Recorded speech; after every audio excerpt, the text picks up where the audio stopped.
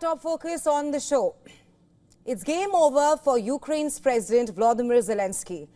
And this comes following discussions between US President Donald Trump and Russian President Vladimir Putin regarding Ukraine's future. What's pertinent to note here is that the discussions happened completely sidelining the Ukrainian leader, and Zelensky is now fighting for survival. He has asserted his proposal to supply allies with Ukraine's rare earth minerals, saying, "Let's do a deal."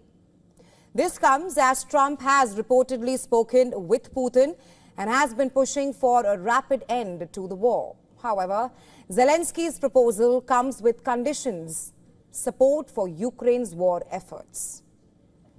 These deposits are priceless. It is huge amounts of money. Huge. That is why we need to protect it. So if we are talking about a deal, that's what the Americans want. Then let's do a deal. We are only for it. Let's do the deal. Ukraine first introduced the idea of opening its critical minerals to investment last autumn. At that time, Zelensky has proposed a victory plan.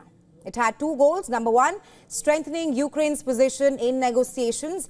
And number two, compelling Russia to engage in talks. Now, Zelensky says that less than 20% of Ukraine's mineral resources, including about half of its rare earth deposits, are under Russian occupation.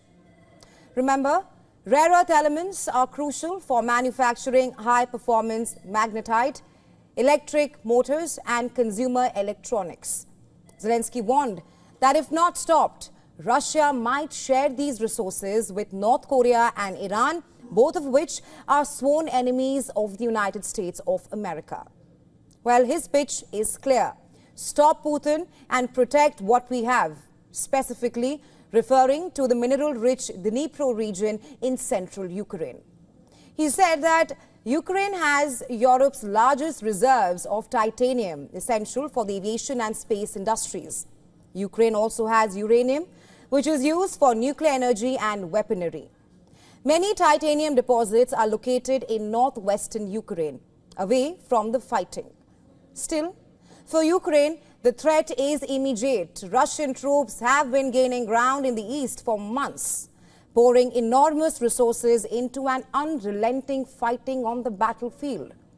Meanwhile, Kyiv's much smaller army is struggling at this point of time. It faces a shortage of soldiers and is now seriously concerned about where weapon supplies will come from in future. No surprises then. In recent days, Ukraine has swiftly adjusted its foreign policy approach. It is adopting a more transactional approach. How much of this shift has been inspired by Trump? Well, that remains to be seen at this point of time. Still, Zelensky has said that Kyiv is not proposing to give away its resources, but is instead offering a mutually beneficial partnership. He has said that Russia is well aware of the location of Ukraine's mineral deposits due to Soviet-era surveys, documents which were returned to Moscow when Kyiv gained independence in 1991. Zelensky's statement also comes just days before the Munich Security Conference, where officials from various Western nations will gather.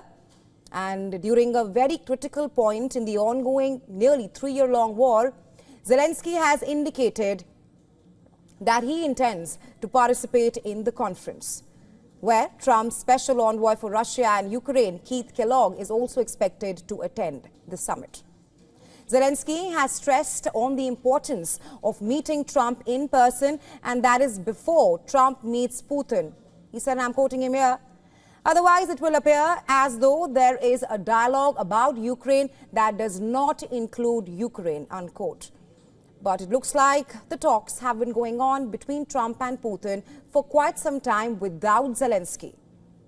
On Sunday, Trump said that the U.S. was making progress in its talks to end the war between Russia and Ukraine. Speaking to reporters aboard Air Force One, Trump indicated that the two men had been in contact and that would mark the first officially acknowledged conversation between Putin and Trump since early 2022. Well, they can assume that. It makes sense. Well, I don't want to talk about it. And if we are talking, I don't want to tell you about the conversation. It's too early. But I do believe we're making progress. We want to stop the Ukraine-Russia war. And I want to stop it just because I hate to see all these young people being killed. The soldiers are being killed by the hundreds of thousands. Trump's effort for peace comes at a time as advancing Russian troops are posing a threat to the major Ukrainian logistics center in Pokrovsk.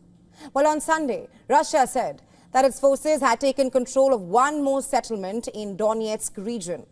Intense fighting was also reported in Kharkiv, Avdiivka, Donetsk, Zaporizhia and Kherson.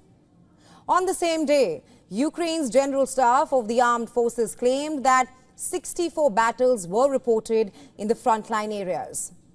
The Russian Air Defense Forces said they shot down 90 Ukrainian drones and intercepted a US-made HIMARS rocket overnight.